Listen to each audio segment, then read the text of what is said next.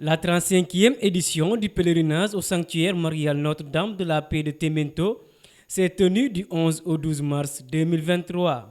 Comme chaque année, des fidèles catholiques sont venus de différents diocèses du Sénégal et de la sous-région.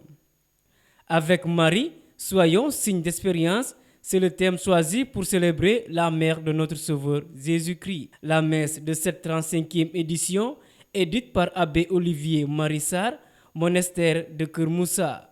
À l'entame de la célébration, le curé de la paroisse Sainte-Bernadette Témento Samine, Abbé Paul David, a souhaité la bienvenue aux autorités présentes comme le gouverneur de Sédhiou, à ses collègues prêtres, aux religieux et religieuses et aux fidèles catholiques avant de souhaiter bonne célébration à tous. Où on rencontre la Vierge Marie pour lui parler avec intimité de notre vie. C'est avec une immense joie que nous saluons la présence du révérend Père Abbé de Kermoussa, Olivier Marissar, comme célébrant principal. Cher Père Abbé, soyez rassurés de notre disposition intérieure à vous écouter attentivement. Et avec Marie, nous voulons être des témoins de l'espérance. Avec Marie, soyons signes d'espérance. Tel est le thème de cette année. Et nous voulons marcher avec Marie et vivre avec elle. En tant que premier signe de l'espérance, Marie nous invite à être des signes vivants de la présence de Dieu au quotidien. Je voudrais saluer vivement ce matin toutes les autorités dont la présence traduit tout l'intérêt que l'État porte et apporte à ce pèlerinage. Avec vous, nous avons travaillé ensemble pour la réussite de cet événement, et ce, à travers les diverses rencontres du CLD, du CDD. Je suis satisfait de votre expertise et de votre efficacité. En effet, la collaboration entre l'Église et les autorités facilite cet élan pour une paix totale et définitive, une réconciliation de toutes les composantes de la population du Balantakunda. Conscient de cela, que le Tout-Puissant nous garde et veille sur nous tous. Frères et sœurs, n'est-il pas difficile de nos jours d'être signe d'espérance? Les temps sont difficiles, les gens sont méfiants, et cette méfiance se traduit par la trahison, la tromperie, le machiavélisme, et cela amène les gens à vendre même leur dignité afin de paraître. Dans un monde où nous vivons sous perfusion et sous pression, beaucoup de nos concitoyens sombrent dans la peur. C'est pour cette raison que le pape François nous invite à la sérénité, à ralentir la course au pouvoir, car cette course insensée nous remplit d'amertume et nous mène à rien. Et le chrétien, dans tout cela, ne serait-il pas pour lui le moment d'être fidèle à l'Évangile avec Marie? Frères et sœurs, soyons signes d'espérance. Notre-Dame de la Paix est là, silencieuse, discrète et droite. Elle est remplie de sagesse et de disponibilité. Elle est prête à rencontrer chacune et chacun pour rendre compte à son Fils. Marie reçoit nos souffrances, nos soucis, nos inquiétudes pour les présenter à Jésus. Ô Notre-Dame de la Paix, chacune et chacun, nous venons avec un cœur lourd à cause des événements de la vie, avec un corps fatigué. Mais chacune et chacun, aussi nous sommes là pour te dire merci pour les bienfaits et les grâces reçues. Prends soin de nous par Jésus ton Fils et notre frère. À chacune et à chacun, bonne célébration. Dans son homélie, le célébrant du jour, Abbé Olivier Marie, est revenu sur l'évangile ainsi que sur les différentes lectures du jour. Il est aussi revenu sur l'importance du sanctuaire marial Notre-Dame de la Paix de Temento avant de parler de la paix pour notre cher pays, le Sénégal. Excellences, chers frères et sœurs, amis croyants, oui, il est beau, il est doux d'être réunis ce matin en Église, famille de Dieu, pour proclamer et annoncer la bonne nouvelle du salut et de la paix en ce sanctuaire marial de Temento, dédié à Notre-Dame de la Paix. Nous sommes arrivés à la 3e station de notre itinéraire spirituel en route vers Pâques. Et la page d'évangile de ce 3e dimanche de Carême, en lien avec le thème de cette 35e édition de ce pèlerinage interdiocésain, nous offre 5 thèmes qui pourraient nourrir notre méditation. Et ces 5 thèmes correspondent aux 5 phases ou étapes de la rencontre de Jésus avec la Samaritaine. Premier thème, l'attente. Deuxième thème, la rencontre. Troisième thème, le dialogue. Quatrième thème, la conversion. Et 5e thème, le témoignage. Premier thème, ou première étape, l'attente. Après les séries de tentations de Jésus au désert, premier dimanche de Carême, et l'épisode de la transfiguration sur le mont Tabor, deuxième dimanche de Carême, l'Église offre à notre méditation la belle page d'évangile de la rencontre de Jésus avec la Samaritaine. Dans ce récit, nous ne sommes plus sur une haute montagne, même pas sur le mont Garizim, lieu de culte païen des Samaritains, mais aux abords d'un puits. Et nous notons de prime abord que Jésus prend le temps d'attendre la Samaritaine. Jésus prend le temps d'attendre la Samaritaine. Car Jésus nous devance et nous précède toujours dans notre quête d'absolu, dans notre désir de Dieu. Dieu nous précède toujours et attend patiemment, à l'exemple du père de l'enfant prodigue guettant le retour de son fils cadet. Oui, Dieu a du temps pour nous. Dieu a du temps pour nous, mais l'homme n'a pas généralement du temps pour Dieu. Deuxième étape, la rencontre. Jésus prend l'initiative de rencontrer cette dame au bord d'un puits. Visiblement, la Samaritaine, dont on ne nous précise pas son nom, porte sur elle et en elle le poids de sa situation ou de sa condition de vie, celle de la répudiation ou de l'opprobre. Elle va presque en cachette puiser de l'eau à la source de Jacob, à l'heure la plus chaude de la journée, sûre ainsi de ne croiser personne sur son chemin. Mais elle ne sait pas que le chemin de Dieu croise toujours le chemin du pécheur. Le chemin de Dieu croise toujours celui du pauvre. Le chemin de Dieu croise toujours celui du blessé de la vie, de l'opprimé, et j'en passe. Venons-en à la 3e étape, le dialogue. Alors s'installe entre eux un dialogue fructueux, sans doute inédit. Et comme avec Zachée, Lévi, la femme adultère et d'autres encore, Jésus, le Juif, prend l'initiative et n'hésite pas à briser en quelque sorte la glace et à rompre en même temps les interdits et les barrières socio-culturelles pour entrer en dialogue avec les personnes marginalisées ou méprisées par la société. 4e étape, la conversion. Après le temps d'attente de la rencontre et du dialogue, la transformation intérieure advint à travers une catéchèse de Jésus sur le vrai culte à rendre à Dieu en sa personne. À travers une pédagogie qui lui est propre, Jésus se révèle progressivement à la Samaritaine, d'abord comme le Juif ordinaire qui demande à boire, ensuite comme le Seigneur qui offre l'eau vive pour la vie éternelle, puis comme un prophète qui lit dans le cœur de cette femme et obtient d'elle la meilleure confession de sa vie.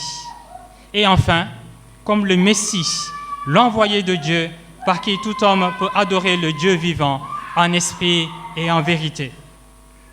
Et c'est à travers le dévoilement progressif de sa personne que le Seigneur entre en profondeur dans le cœur de la Samaritaine pour le transformer, pour dévoiler sa soif inapaisée, sa soif d'amour sans limite, symbolisée par l'évocation de ses 5 maris et de sa situation irrégulière. 5e étape, le témoignage.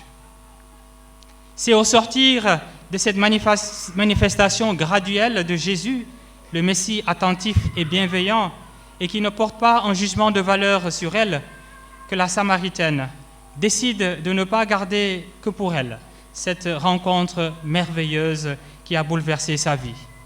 Elle repart en ville sans sa cruche d'eau qui symbolise sa vie antérieure, et annonce à ses concitoyens qu'elle a rencontré le Sauveur du monde. Il m'a dit tout ce que j'ai fait.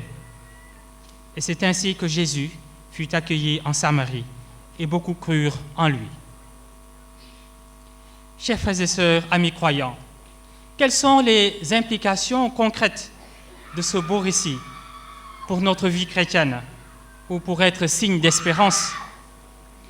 Pour y répondre, je vous propose de suivre la même expérience spirituelle de la Samaritaine. Pour ce faire, il faut avant tout avoir soif de Dieu. À ce propos, l'évangéliste Saint Jean note que Jésus en était au début de sa vie publique et qu'il était fatigué du voyage.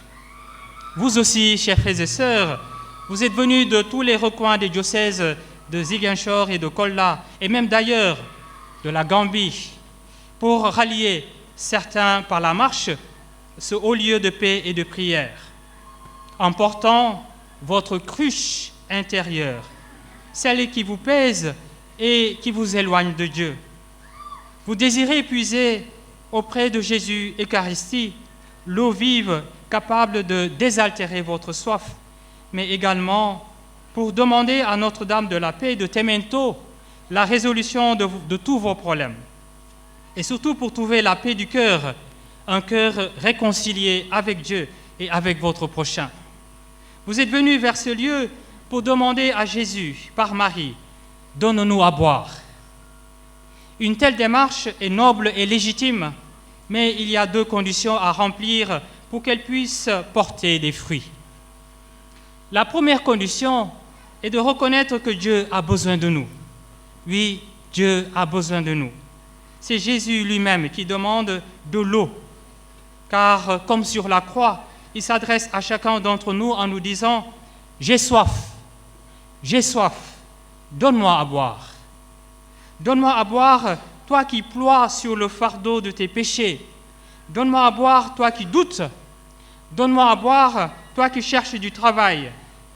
Donne-moi à boire, toi qui veux une vie meilleure.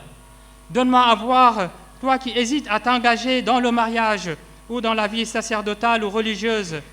Donne-moi à boire, toi qui te sens indigne d'être chrétien. Toi qui préfères aller chez les marabouts.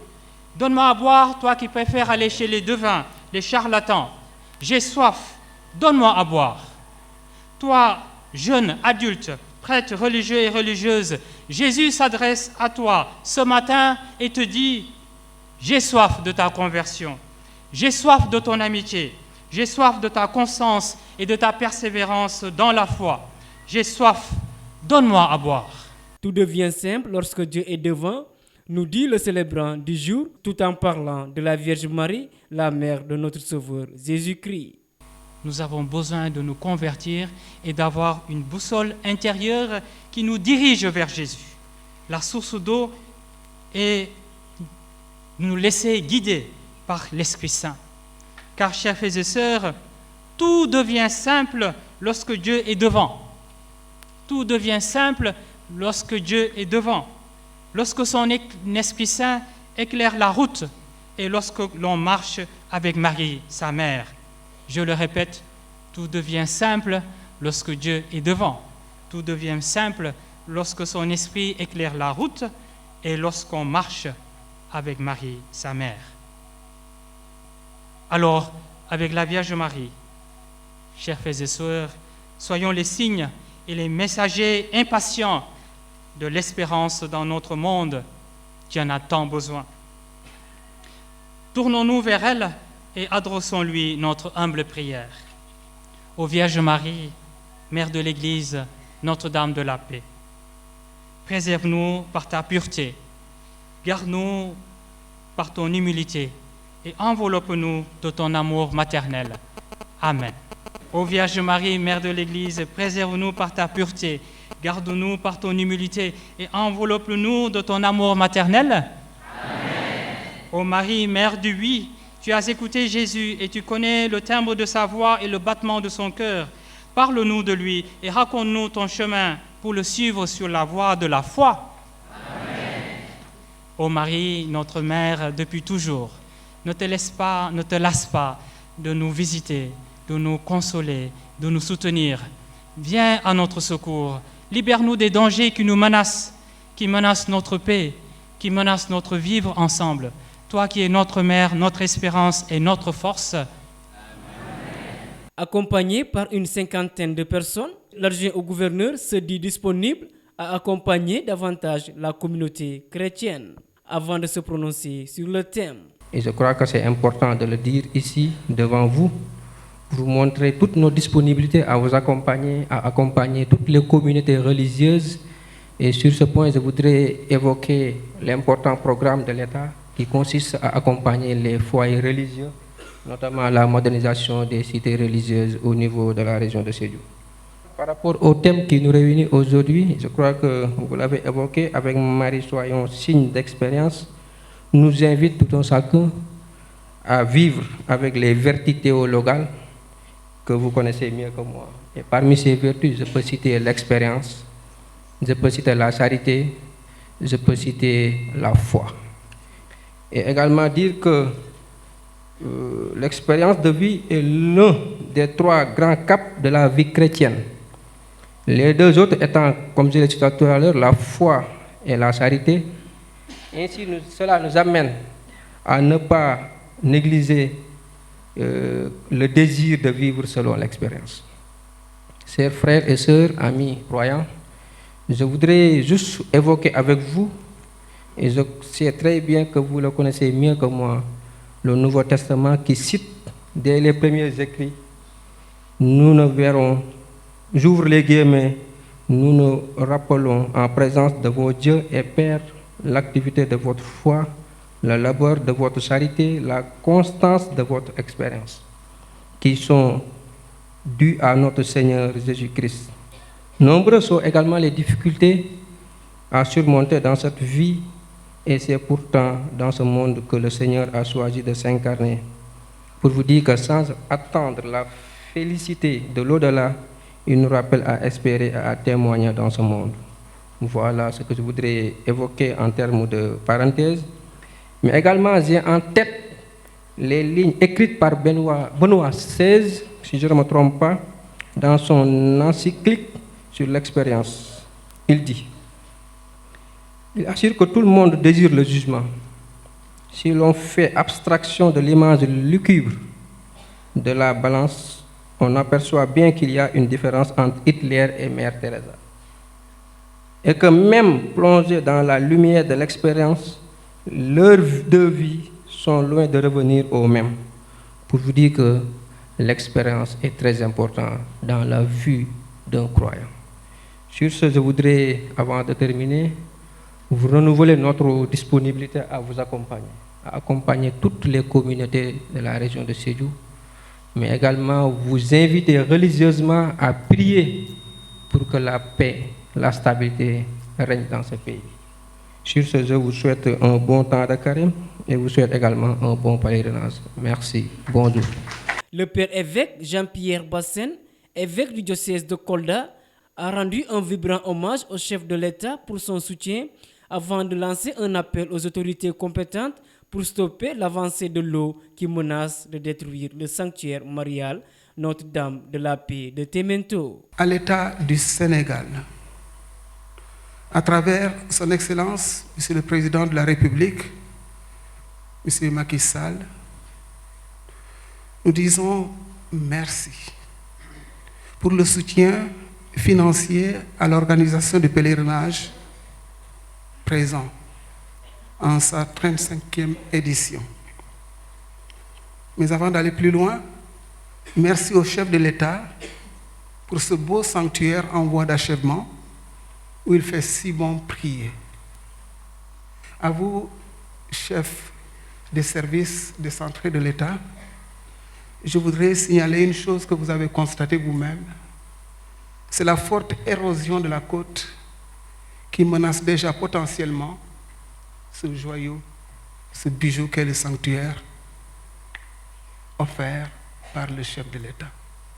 Si rien n'est fait, dans quelques années, tout sera avalé. Chers pèlerins, chers croyants, chers fidèles chrétiens des diocèses de Ziguinchor, de Kolda, chers amis pèlerins venus de la Gambie et de la Guinée-Bissau, chaque année, nous nous retrouvons ici, lorsque les circonstances l'ont permis. Nous nous retrouvons ici en famille, réunis autour de Marie, la mère de Jésus, appelée à Temento, Notre-Dame de la Paix. Réunis pour demander la grâce de la paix. Rendre grâce au Seigneur pour toutes les grâces reçues. Réunis pour s'engager à entretenir la paix. La paix se cultive comme notre jardin de fleurs, selon Jean-Pierre Bassène. La paix se cultive. Elle est différente des fleurs de la nature lorsqu'elles ne portent pas de fruits qui ne durent que le temps d'une saison. La paix se cultive comme notre jardin de fleurs qui à tout moment se prête à s'offrir, à être cueilli pour mille et un usages. La paix est appelée tous les jours et de tous nos vœux, dans les souhaits et les salutations. À rappeler que l'animation de cette belle célébration a été assurée par la coordination des chorales de la cathédrale Saint-Antoine de Padoue de Ziguinchor.